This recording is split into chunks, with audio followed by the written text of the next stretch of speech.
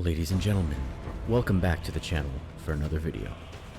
Today's video will showcase an entry-level currency farming strategy, one that produces consistent returns and can be infinitely run to fuel all of the upgrades for your build.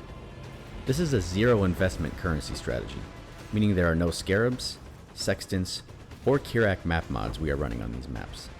If you have 2 watchstones and can finish a map in 6 portals or less, then this video is for you. So without further ado, let's get started. Today's video will consist of 3 major parts. First, I'll cover the details of the farming strategy, along with reviewing the Atlas tree setup. Second, I'll show in detail how to interact with each of the money-making mechanics. Third, I'll show a sample run of 28 maps, so you can see the returns for yourself. The entire basis for this strategy revolves around the Atlas Keystone Wandering Path. Wandering Path doubles the effect of all small passives, while making notables have no effect. We'll be taking advantage of Wandering Path by pairing it with league mechanics that have high-value small passive points on the tree, such as Harvest, Delirium, and Eldritch altars. With this Atlas tree setup, every map we run will have over a 50% chance to contain Delirium and Harvest. Additionally, we'll take the small passive nodes on the tree for map sustain and connected map drops, and pair that with singular focus, giving us full map sustain so we never have to buy maps. The main map we want to run for this strategy is Jungle Valley, due to the way that it interacts with Eldritch altars. To put it simply, the map boss for Jungle Valley does not technically exist in the map until you enter the boss arena. This maximizes the amount of minion drop options by eliminating boss options from the altar reward pool. We'll use Beach as our secondary map, since it's a comfortable linear layout and has good resale value when you want to sell excess maps. Make sure to favorite all map slots with Jungle Valley, with the exception of 1 for Beach. Our mapping strategy is very simple. We have 3 main objectives in every map. 1.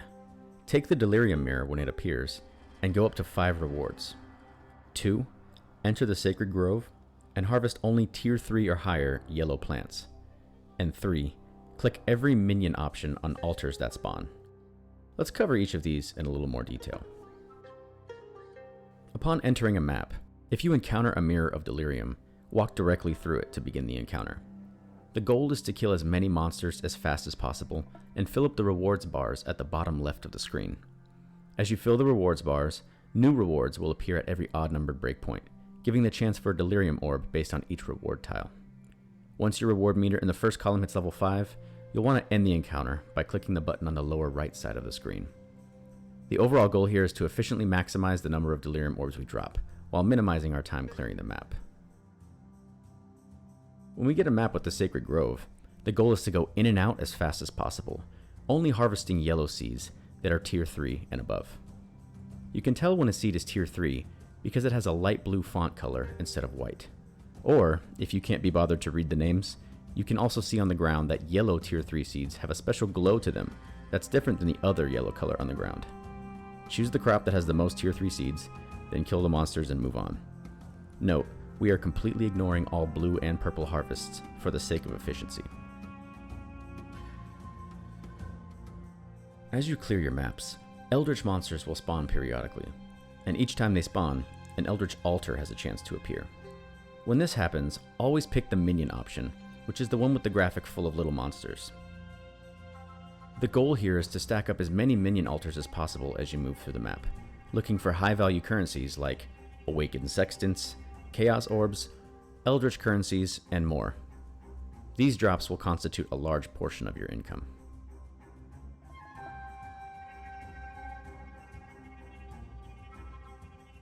I'm going to do 1 rotation of 28 maps to show an example of what kind of returns you can expect. Now, I've prepared 28 Jungle Valley maps for some Alk and Go, so I'll run these and see you back in just a second. Alright, so here I have the results of 28 maps. It took me about 90 minutes to run those maps, which is an average of 3 to 4 minutes per map. I'm not using any currency tracking software. I'm just going to take count of the currencies we were target farming, which I've sorted out here to the side. Over 28 maps, we farmed 1 Exarch Invitation, over 7,000 Yellow Life Force, 17 Awakened Sextants, over 150 Eldritch Embers of varying levels, 73 raw Chaos Orbs, and 26 Delirium Orbs. Now for Delirium Orbs, the cheapest orb type in the current market goes for around 8 Chaos, so we're conservatively estimating our results based on an average price of 8 Chaos per orb. Additionally, we fully sustained our maps, dropping 28 beach maps and 9 Jungle Valley, so we're ready to run another round of 28 maps immediately.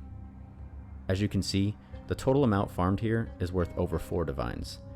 This is excluding all of the other currencies we picked up as well. Though there is some variance, you can expect to consistently make between 3 to 5 divines every 28 maps using this very simple farming method. So there you have it, an entry-level, zero investment currency farming strategy that can be consistently run for the gains you need. In case you're wondering what character I used to run these maps, here's a link to the exact build I used. The Atlas passive tree for this strategy will be linked in the description below. Enjoy this demonstration of a full map run, and I will see you all in the next video. Why don't you lay down your weapons and talk it over?